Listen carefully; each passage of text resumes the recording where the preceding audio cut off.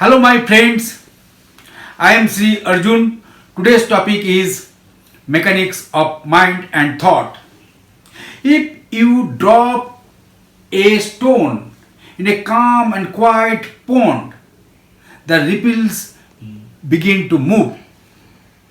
They begin to move all over the pond, reaching out every extremities.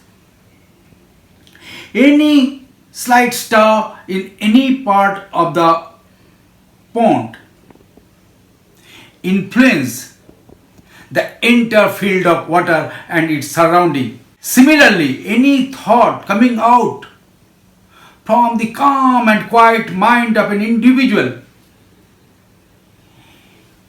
influences the existence and goes on and on and on, reaching to the every level of creation.